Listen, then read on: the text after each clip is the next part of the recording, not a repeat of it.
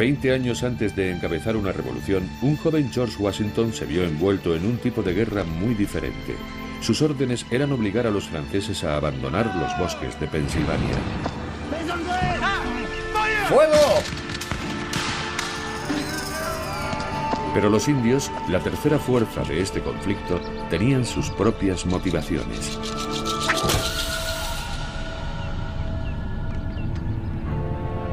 Este incidente en 1754 desencadenó una guerra que se extendería al Caribe, África, Europa y la India.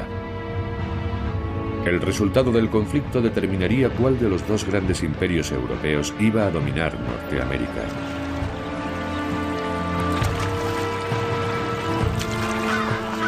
Y atrapados en mitad del conflicto estaban los indios.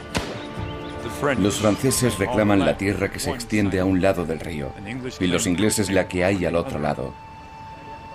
¿Dónde está la tierra de los indios? Los indios se ven cada vez más involucrados en la guerra.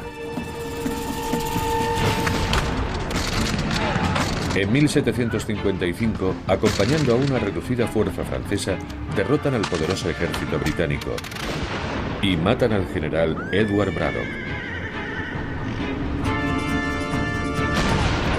Pero en 1759, Gran Bretaña consigue sonadas victorias. Los franceses intentan defender sus territorios. La fortaleza de Louisbourg ha caído. Ahora el camino a Quebec está totalmente abierto. ¿Cómo vamos a defender el oeste?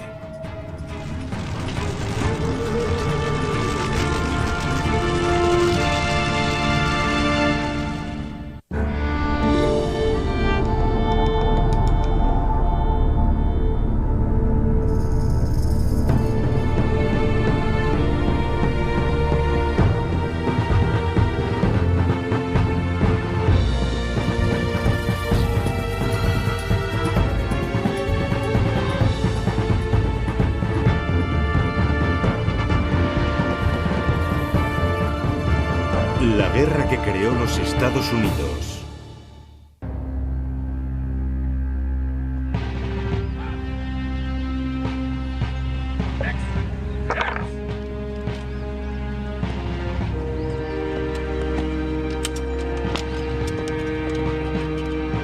Cuarto episodio.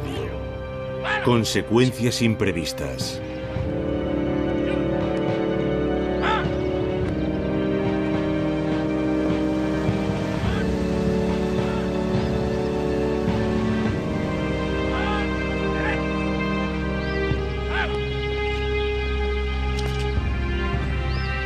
¿Ha encontrado algún punto débil? Es usted un inútil.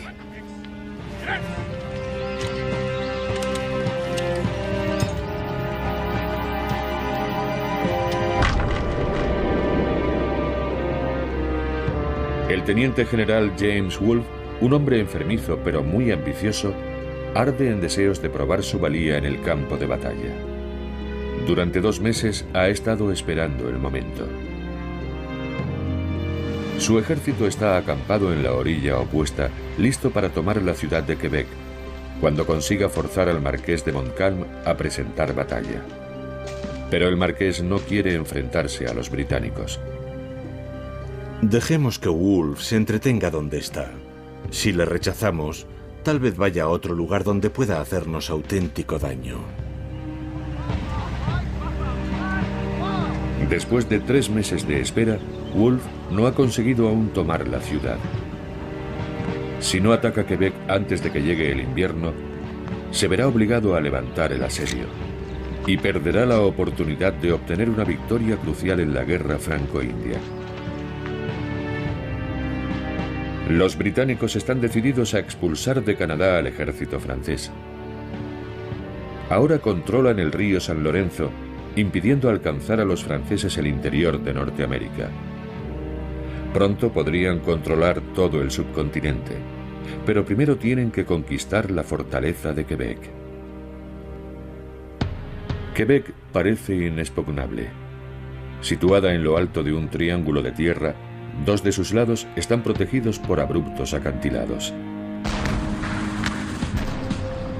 Wolfe ataca primero desde el este solo para ver a 500 de sus hombres muertos o heridos en la batalla de Montmorency. Muchos oficiales excelentes han resultado heridos en este absurdo intento, escribe. Frustrado, responde con saña. He ido más allá, he ordenado arrasarlo todo. ¡Que no quede nada en pie! En parte para hacer salir al marqués de Montcalm y en parte como respuesta a las muchas ofensas infligidas a nuestro pueblo.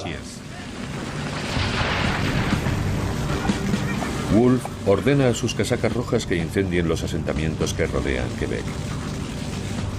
1.400 casas son pasto de las llamas.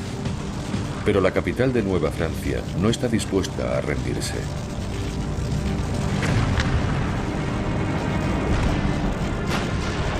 Las fuerzas británicas intentan someter Quebec con su artillería.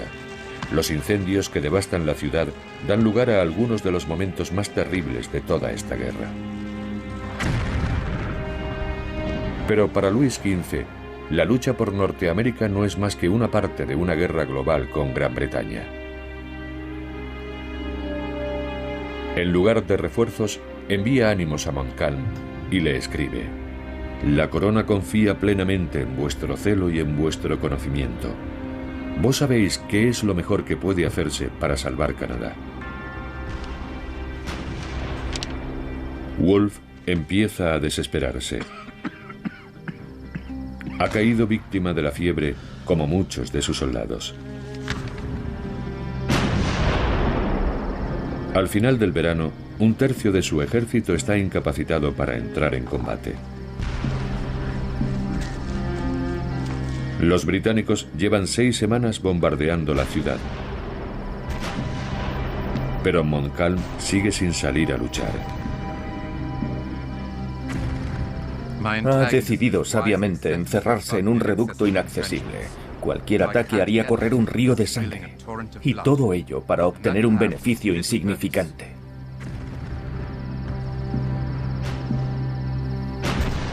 Wolfe está convencido de que morirá pronto y teme que su pasividad mancille su memoria. Por fin, en septiembre, los británicos descubren un camino que, tras ascender un abrupto acantilado, lleva a las llanuras que se extienden al oeste de Quebec. En una audaz maniobra nocturna, 4.500 hombres escalan el acantilado. Lo hacen en menos de 5 horas.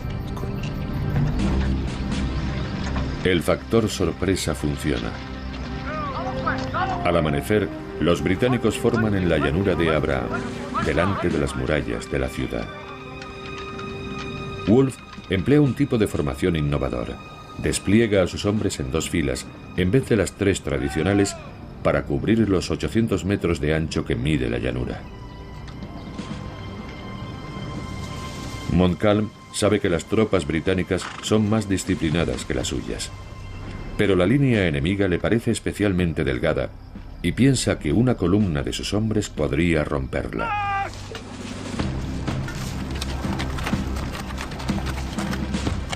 Es una batalla clásica a la europea cuyo resultado dependerá de la habilidad y precisión de cada bando. Pero según avanzan los franceses, se pierde el orden y su línea se quiebra. No habíamos avanzado 200 pasos cuando la izquierda empezó a retrasarse y el centro a adelantarse.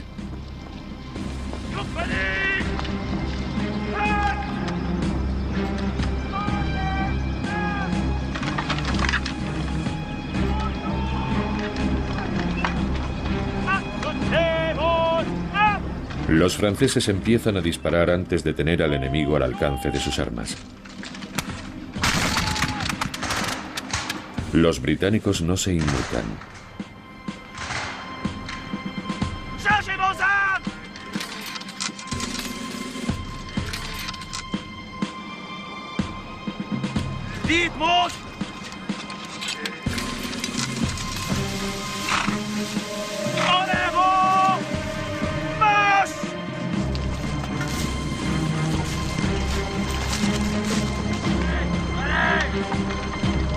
Wolfe espera hasta el último momento para conseguir el máximo efecto.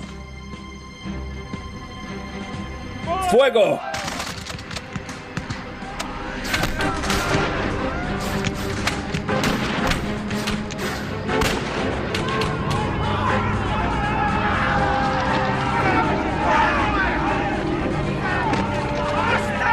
El ataque británico es demoledor.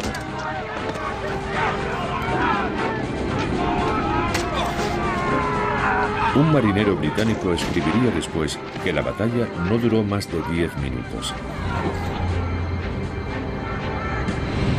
Diezmados, los franceses se retiran. 4 días después, se rinden.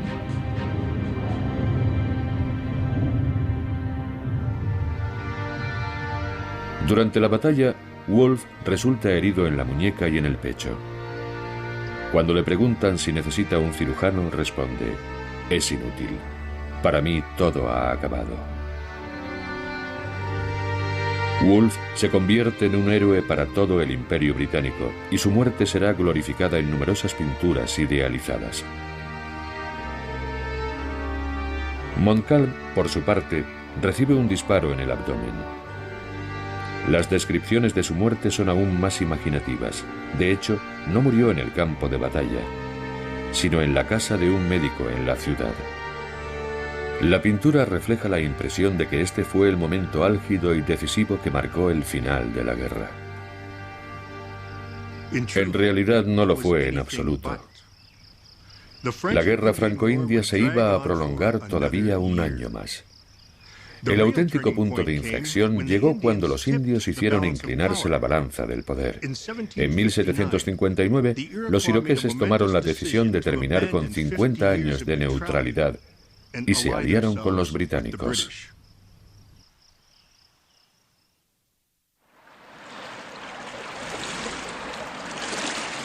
En el verano de 1760, Gran Bretaña se prepara para tomar Montreal, el último reducto de los franceses.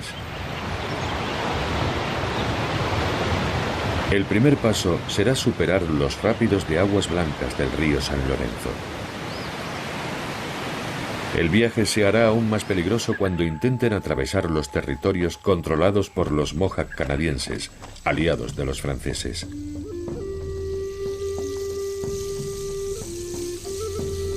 Los indios de Norteamérica están divididos en naciones diferentes, con intereses complejos y a menudo opuestos. Las alianzas de los Mohawk de Canadá son distintas de las de los Mohawk de Nueva York, que forman parte de una gran confederación, las 6 naciones iroquesas. Estos son los pueblos indios que se alían con los británicos.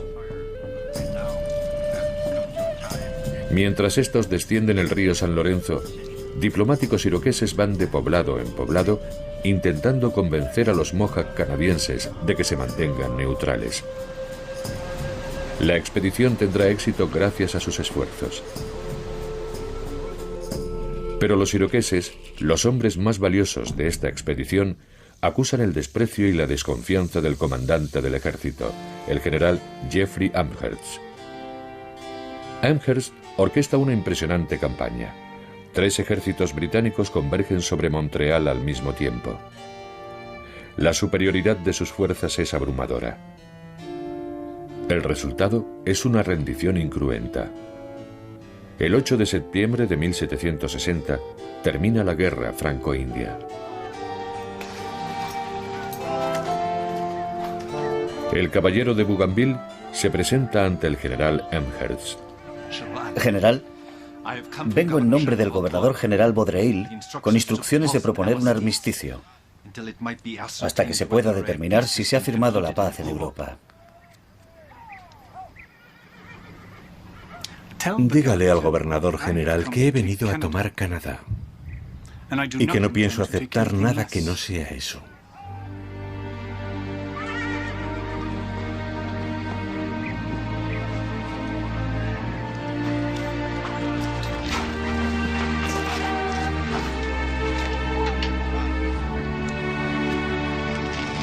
Al conocer que Amherst pretende negarles incluso el honor de mantener las banderas de sus regimientos, los oficiales franceses deciden quemarlas, antes que permitir que los británicos se las lleven como trofeos. Después de un siglo de intercambio comercial y de alianzas con los indios, la influencia francesa en Norteamérica toca a su fin.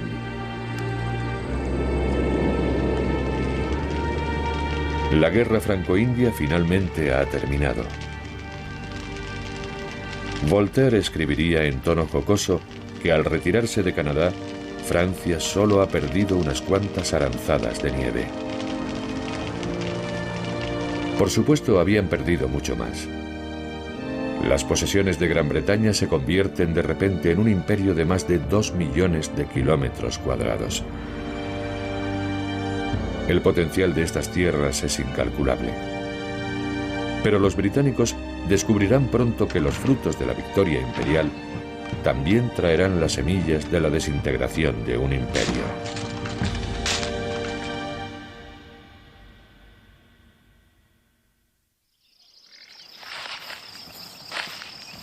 Las noticias que llegan de Canadá deberían haber despertado el entusiasmo de un joven que había estado en el centro de la guerra. Pero George Washington es ahora un civil. Cada mañana monta su caballo para supervisar la actividad de su hacienda. Cada día mayor, gracias a su matrimonio con una adinerada viuda, Martha Custis. Aquí vivo tranquilo, con una agradable compañera para toda la vida. Y espero encontrar en este retiro la felicidad que jamás experimenté en el ancho y turbulento mundo. Washington también ha sido elegido miembro de la Asamblea de Virginia, la Casa de los Burgueses, y forma parte del Comité de Propuestas y Reclamaciones. Es un momento apasionante para entrar en política en Norteamérica. Y lo es gracias al primer ministro del rey británico, William Pitt, que ha animado a los habitantes de las colonias a considerarse miembros activos de la corona en la gran empresa imperial. Les pedimos que consideren que Las colonias habían aportado de buen grado dinero y tropas a la guerra. A cambio, daban por sentado que el Parlamento reconocería su derecho a cobrar impuestos a través de sus representantes electos. Un malentendido que finalmente conducirá a una revolución.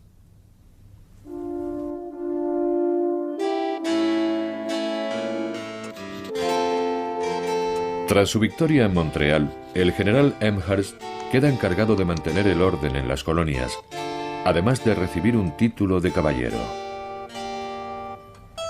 Pero la corona no da a Sir Geoffrey lo que necesita para hacer su trabajo, dotándole de un presupuesto y unas fuerzas cada vez menores.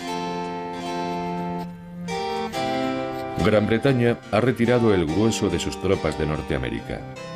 Ahora está luchando por el control de las islas francesas del Caribe, dentro del conflicto global conocido como Guerra de los 7 Años. Los británicos habían conseguido apoderarse de territorios franceses en África y de puestos comerciales en la India. Cuando España se alía con Francia, la guerra se extiende a las posesiones españolas en Filipinas y en el resto del mundo. El concepto que Amherst tiene de los indios no facilita su trabajo. Aunque el apoyo de estos había sido fundamental para doblegar a los franceses, el británico no tiene la menor consideración por aquellos a los que llama el enemigo salvaje. Amherst ordena una serie de reformas.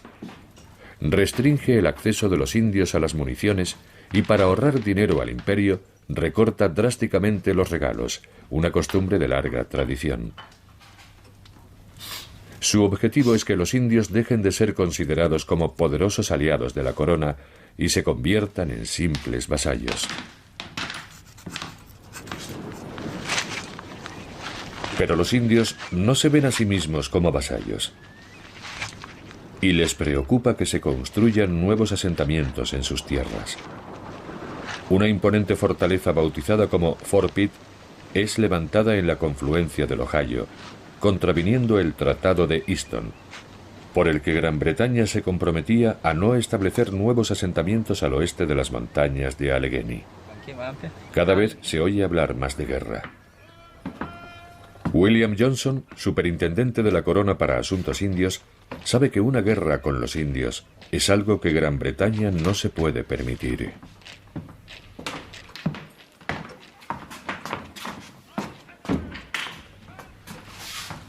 Excelencia, he sido informado de que los indios de las 6 naciones, especialmente los Shawnee y los Delaware, están muy descontentos.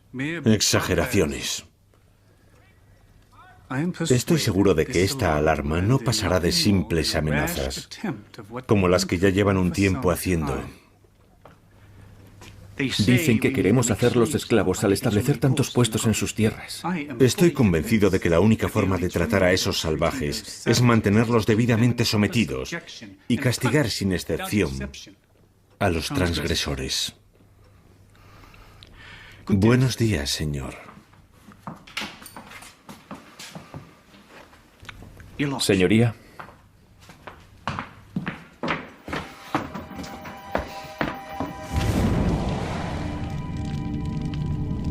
Bonjour, Luigi Nishna, Paddock. Hermanos, los ingleses nos han tratado sin ningún respeto. En 1763, un jefe Ottawa llamado Pontiac emplea poderosas ideas religiosas para animar a sus hermanos a rebelarse. El Señor de la Vida tomó a Neolin de la mano y le dio un hermoso tocado. Pontiac les cuenta las visiones de un profeta indio Delaware llamado Neolin y su encuentro con el Creador, el Señor de la Vida. El Señor de la Vida le habló. Esta tierra que he creado es para vosotros y para nadie más. En cuanto a aquellos que han venido a quitaros vuestras tierras, Neolin dijo: expulsadlos, haced la guerra contra ellos.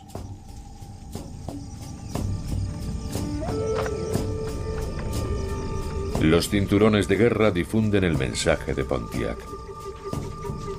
Los indios que poco antes habían jugado a enfrentar entre sí a los dos imperios europeos ahora se unen contra los británicos.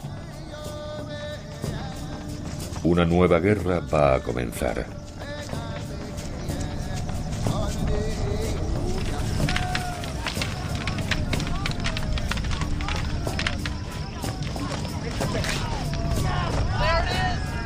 La mañana del 2 de junio de 1763, guerreros de las naciones Ojibwa y Sauk están celebrando un acalorado partido de Bagatiway, o como los franceses lo llaman, lacrosse. El juego entra en su tercer día delante de Fort Michilimackinac, en el norte de lo que hoy en día es Michigan.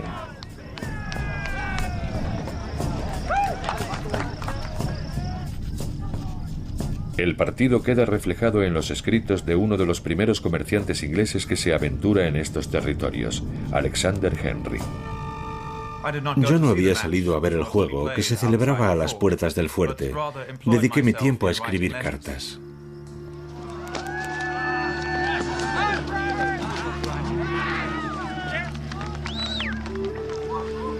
Los británicos no entendían por qué los indios estaban jugando precisamente aquí.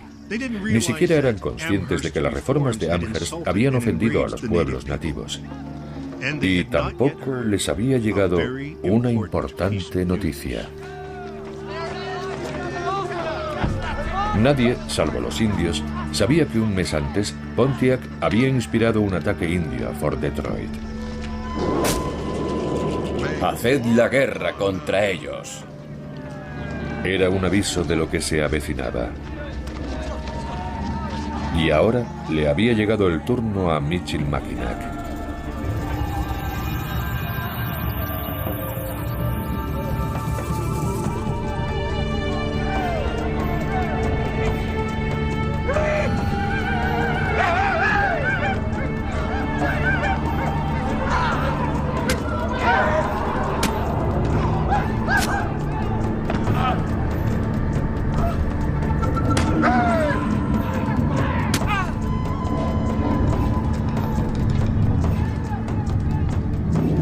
Me acerqué al instante a la ventana y vi a un grupo de indios dentro del fuerte. Estaban matando y arrancando la cabellera a todos los ingleses que encontraban. Los moribundos gritaban y se retorcían bajo el cuchillo y el tomahawk.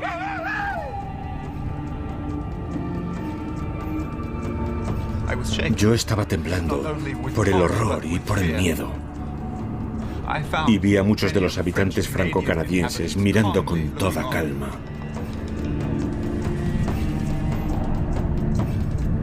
El ataque a Michilimackinac no sería el último. Los puestos británicos fueron cayendo uno tras otro en manos de los indios. La nueva guerra se extendió rápidamente. Bajo el mando de Amherst, los británicos pierden, a excepción de 3, todos sus grandes fuertes en los territorios salvajes a manos de los indios inspirados por Pontiac. Cientos de soldados y miles de civiles son asesinados o capturados.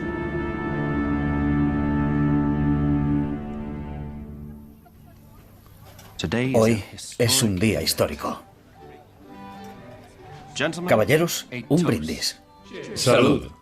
Casualmente, ese mismo día de 1763, George Washington se reúne con un grupo de virginianos para poner en marcha una operación dirigida a hacerse con tierras en el territorio de Ohio. Su objetivo es conseguir una concesión de más de 10.000 kilómetros cuadrados. Todos esperan que la operación les reporte riqueza y el estatus de caballeros británicos que tanto ansían. Pero hay un problema. 5 años antes, Gran Bretaña se había comprometido con el Tratado de Easton a no crear asentamientos blancos al oeste de las montañas de Allegheny. Y la concesión que quiere esta sociedad se encuentra cientos de kilómetros más allá, en lo que es actualmente Indiana. ¡Salud! Para los hombres como Washington, el Tratado de Easton no es más que un acuerdo local cuyo alcance no les afecta. Washington estaba anticipándose al futuro, al día en que los británicos estableciesen nuevas colonias en el corazón del subcontinente. Su intención era estar allí cuando llegaran.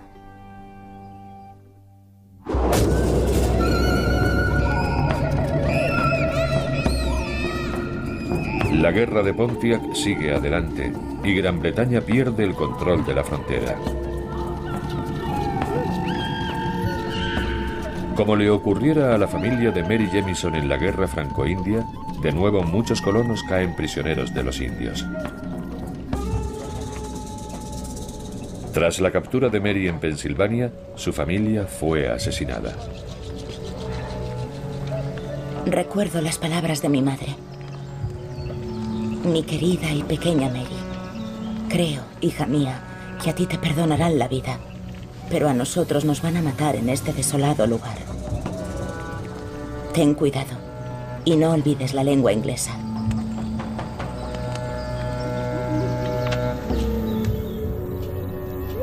Mary fue llevada a un poblado séneca y adoptada por la tribu. Con la frontera de nuevo en guerra y la multiplicación de casos como el de Mary, la presión sobre Jeffrey Amherst va en aumento.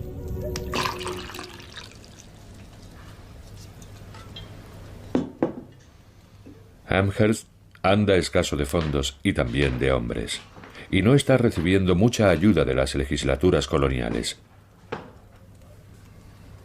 Ahora Sir Geoffrey se plantea la posibilidad de utilizar un arma que jamás habría osado emplear contra un enemigo europeo. ¿No sería posible sembrar la viruela entre esas tribus de indios rebeldes? Cualquier estratagema puede ser válida para reducirlos. Haríamos bien en intentar infectar a los indios por medio de mantas, además de emplear cualquier otro método que sirva para erradicar a esa raza execrable.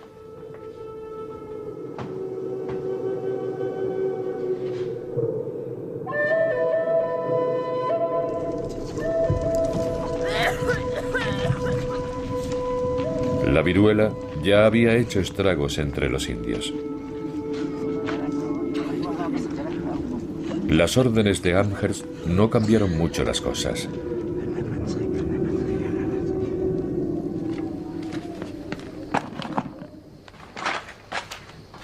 Incapaz de mantener el orden, Sir Geoffrey es relevado del mando.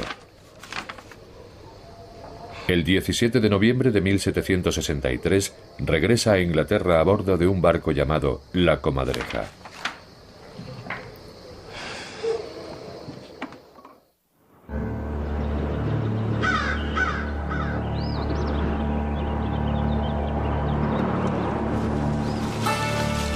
Aunque los ataques indios han disminuido, sigue habiendo tensión en la frontera de Pensilvania. A principios de diciembre, Matthew Smith y unos amigos de Paxton, Pensilvania, esparcen un falso rumor acerca de la presencia de indios hostiles en las inmediaciones del pueblo. De hecho, los indios de Conestoga son agricultores pacíficos.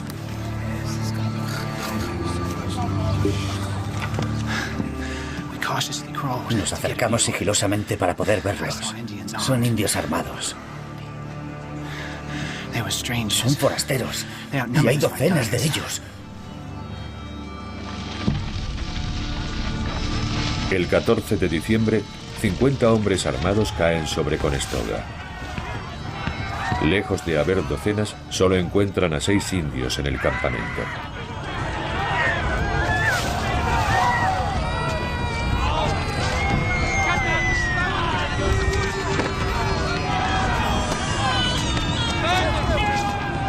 Dan caza a otros 14 que han escapado y también los masacran. Arrancan las cabelleras de los niños para conseguir un mayor efecto.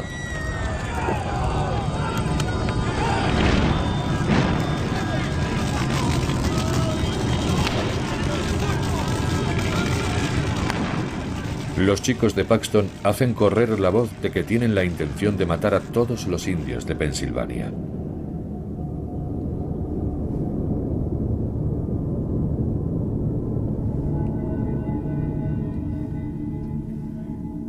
En un esfuerzo por detener la matanza, los británicos y los indios de Ohio establecen una tregua. Se firma un tratado y cientos de prisioneros de los indios son devueltos, algunos en contra de su voluntad.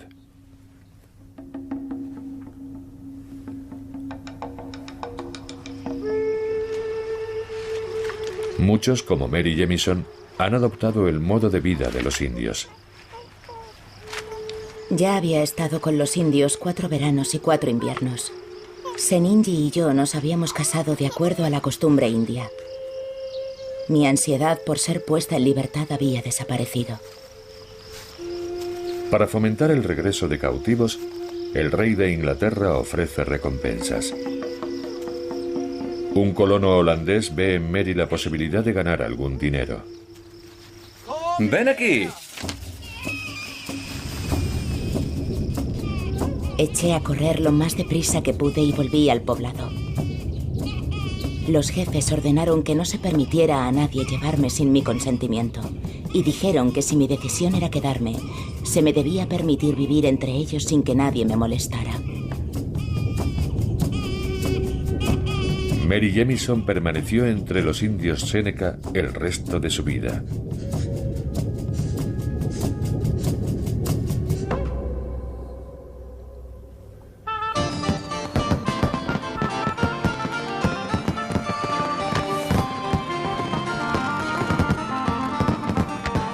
En febrero de 1763, Gran Bretaña y Francia firman el Tratado de París, dando fin a la Guerra de los 7 años.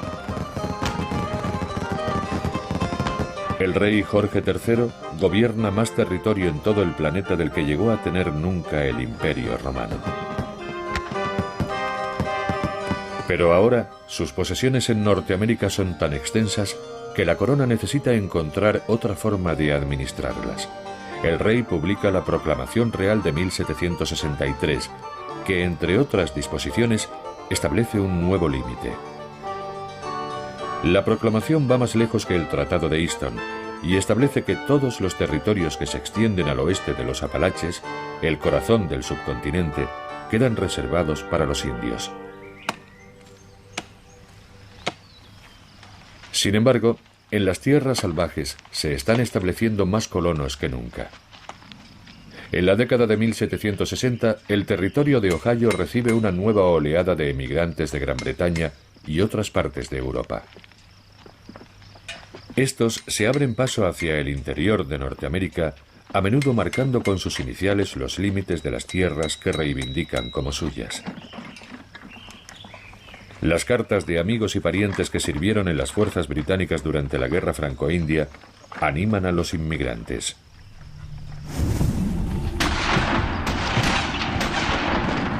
Los colonos llevaban tiempo peleando por el acceso al vasto interior del subcontinente. Después de todo, pensaban, para eso se había hecho la guerra.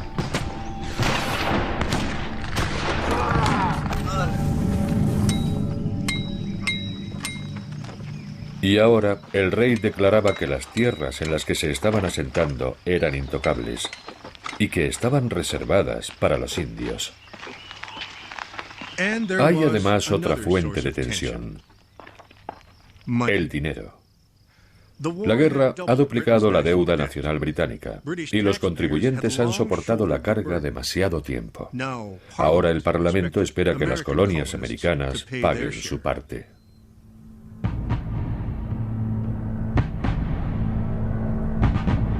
Un pequeño impuesto sobre el papel, la ley del timbre, provoca una reacción inesperadamente violenta en las colonias.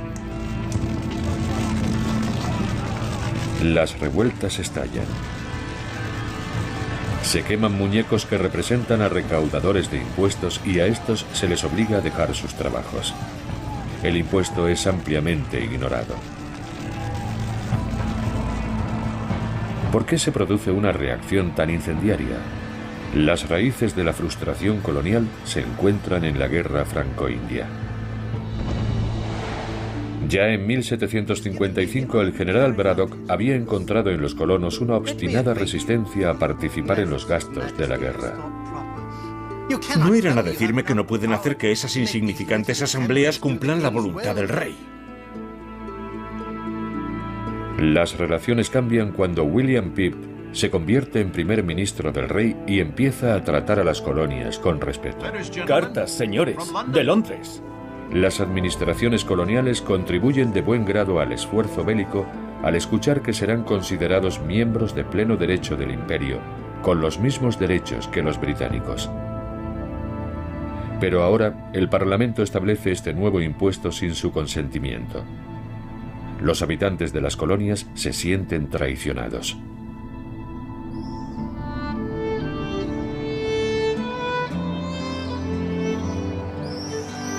La política británica irrita cada vez más a George Washington. Es un obstáculo en su camino hacia la prosperidad como hacendado y especulador inmobiliario.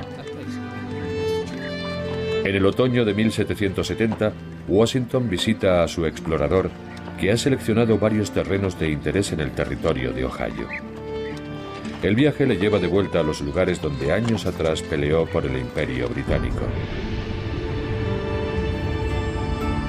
Cerca de la confluencia del Ohio, donde estuvo a punto de morir en la primera batalla real de la guerra, en Fort Necessity.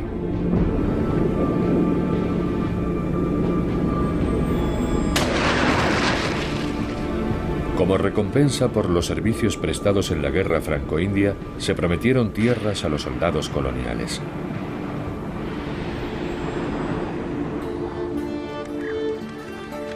Ahora, Washington ha venido hasta aquí para cobrarse su recompensa.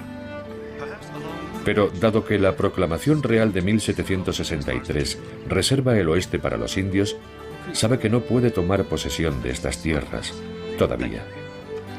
Aunque, como otros muchos, está convencido de que eso no tardará en cambiar. Durante el viaje, Washington cena en Fort Pitt. He visto algunos terrenos verdaderamente excelentes. Se abre una ventana a la oportunidad para los aventureros en estas tierras, donde un hombre emprendedor con muy poco dinero puede crear los cimientos de una noble hacienda en los nuevos asentamientos, para sí mismo y para la posteridad. ¿Y qué hay de la proclamación? ¿No debemos respetar las tierras reservadas a los indios? Es evidente que tenemos que darles algo para mantener la paz. No puedo ver en esa proclamación otra cosa que una medida provisional para mantener calmados a los indios. Pero caerá, sin duda, en unos pocos años. Pero la corona aún no lo ha consentido. Con consentimiento o sin él, los asentamientos se extienden como la pólvora. Calculo que el año pasado hubo entre 4 y 5.000.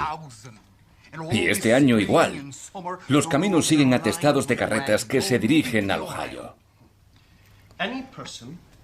A todo aquel que desprecie la oportunidad de reservarse buenas tierras y de algún modo marcarlas e identificarlas como suyas, no volverá a presentársele la oportunidad.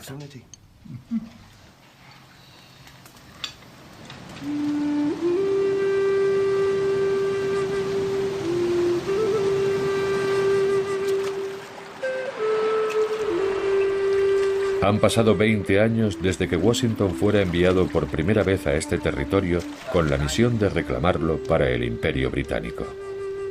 Su guía en aquel viaje fue el jefe séneca Guyasuta. Resulta irónico que vuelvan a encontrarse ahora, cuando el virginiano vuelve con el fin de apropiarse de parte de esas tierras. Como la mayoría de los indios, Guyasuta estaba acostumbrado a un mundo en el que se podía jugar con la rivalidad entre dos imperios. El jefe séneca parece contento de volver a ver a Washington. En Guyasuta encontré a un viejo conocido. Él era uno de los indios que vinieron conmigo en busca de los franceses en 1753. Expresó su satisfacción al verme y nos recibió con gran hospitalidad. Me dio las gracias por decir que mi pueblo deseaba la paz y la amistad, y expresó una vez más los deseos de paz de su pueblo y su buena disposición hacia los blancos.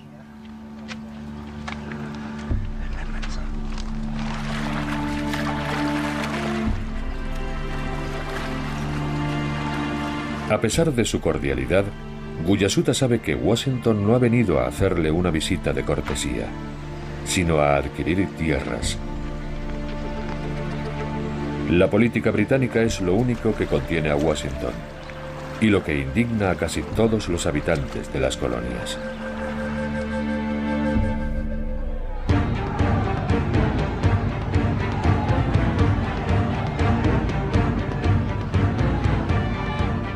En Nueva Inglaterra, las expectativas frustradas hacen crecer la tensión. La actitud británica se percibe como torpe y arbitraria. Una revuelta se salda con 5 muertos por disparos de los casacas rojas en la conocida como la masacre de Boston.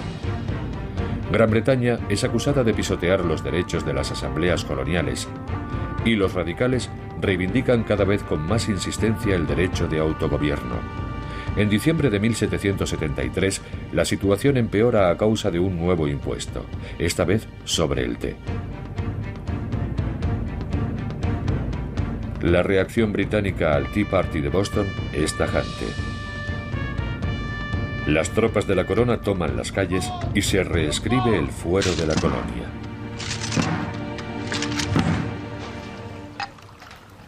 Incluso los moderados como Washington consideran estos acontecimientos inaceptables. Cuando él y sus colegas expresan su solidaridad con Boston, el gobernador real disuelve la legislatura de Virginia. Sus miembros vuelven a reunirse en la cercana taberna de Raleigh. Por mi parte, no me comprometo a decir dónde se debe trazar la línea entre Gran Bretaña y las colonias, pero soy de la opinión de que esa línea debe trazarse y de que nuestros derechos deben ser claramente establecidos. Preferiría que esta disputa hubiese sido dirimida por la posteridad, pero la crisis ha caído sobre nosotros y nuestros derechos deben ser defendidos. Y sin embargo, aún en este momento de crisis, colonos como Washington no muestran interés por independizarse del imperio. Consideran que esto es solo una disputa familiar, no una llamada a la revolución.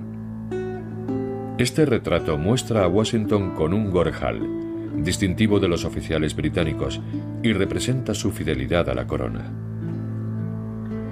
En septiembre de 1774, durante el primer Congreso Continental, Washington y otros representantes de las colonias piden un esfuerzo coordinado para responder a las acciones británicas.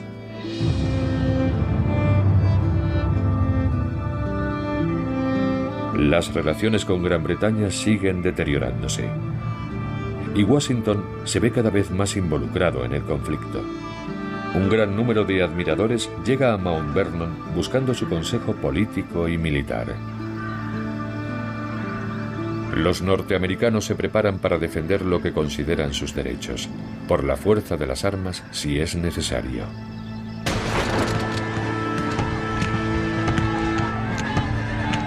En abril de 1775 se producen combates entre fuerzas coloniales y británicas.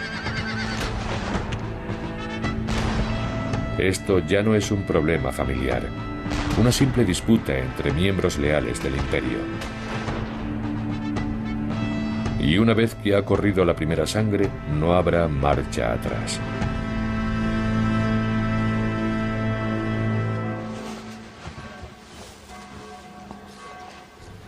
Con Boston bajo asedio, se convoca un segundo Congreso Continental. Washington ya no aspira a convertirse en caballero británico. Hasta entonces solía encargar que cortaran sus trajes a la última moda de Londres. A este congreso asistirá con el uniforme que él mismo ha diseñado para la nueva milicia de Virginia. Han pasado 20 años desde que aquel joven e ingenuo coronel fuera enviado a las tierras salvajes para librar una batalla que sería el detonante de una lucha épica. Ahora se prepara para una nueva guerra. El segundo Congreso Continental tiene que organizar esta guerra y decidir quién va a dirigir sus fuerzas. Washington, bienvenido. Algunos interpretan su uniforme como una declaración de que está listo para tomar el mando de las fuerzas coloniales. John Adams escribió: "Su gran experiencia y capacidad en asuntos militares son de gran valor para nosotros". Y es el mismo Adams quien lo nombra comandante de las fuerzas continentales. Habiéndose acordado que se debe nombrar a un general, el caballero George Washington es elegido por unanimidad. Y así mandará a las fuerzas... Me resultaría totalmente imposible rechazar este nombramiento sin exponerme a una censura general que haría caer el deshonor sobre mi persona. Tendré que confiar, por tanto, en esa providencia que hasta este punto me ha mantenido con vida y que tan generosa ha sido conmigo.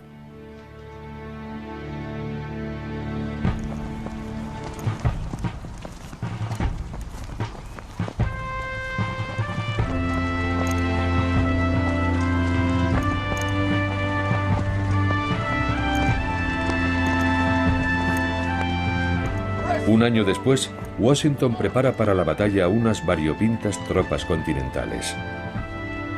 ¡Presenten armas!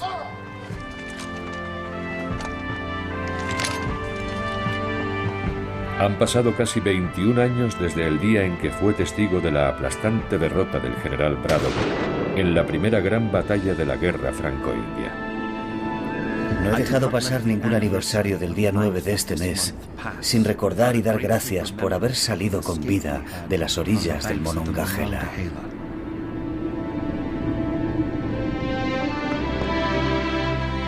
Washington espera que esa misma providencia que salvó su vida aquel horrendo día les ayude a vencer en la batalla que se avecina.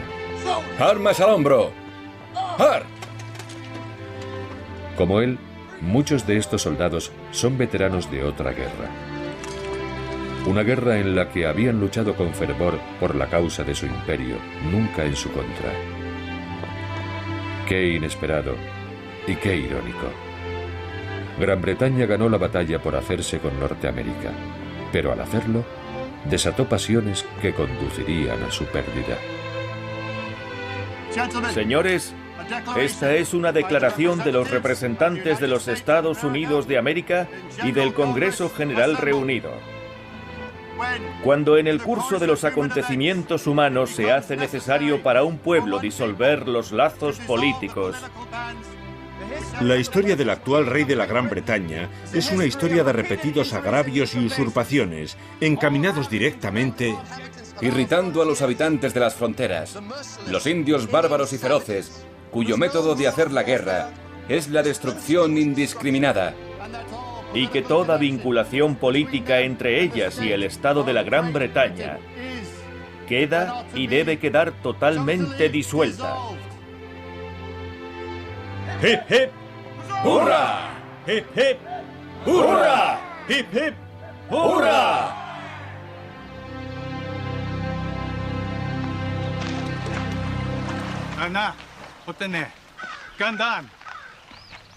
Ese mismo mes, en la confluencia del Ohio, el centro del conflicto durante 23 años, representantes de las colonias se reúnen con Guyasuta. El jefe indio intenta reivindicar el dominio indio de estas tierras. No permitiremos ni a los ingleses ni a los americanos marchar con un ejército sobre nuestro país. He sido elegido por las 6 naciones para defender esta tierra. Y lo haré. Guyasuta lo intentó.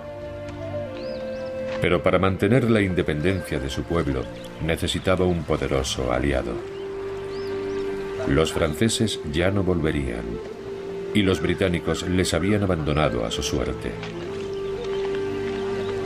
Bajo el mandato del presidente Washington, los indios fueron expulsados de las tierras que Guyasuta había jurado defender. En 1754, nadie en Norteamérica podía imaginar que una disputa territorial en una región salvaje acabaría por transformar el mundo. Pero eso fue justamente lo que hizo la Guerra Franco-India, expulsando al Imperio francés de Norteamérica, permitiendo creer a los británicos que tenían un poder sin límites, convenciendo a los colonos de que tenían que enfrentarse a ese poder, incluso hasta el punto de hacer una revolución, y privando a los pueblos indios de los aliados que necesitaban para proteger sus tierras y su independencia. Nadie esperaba que ocurriera nada de esto, pero al cambiar la faz del subcontinente, la Guerra Franco-India se convirtió en la guerra que creó los Estados Unidos.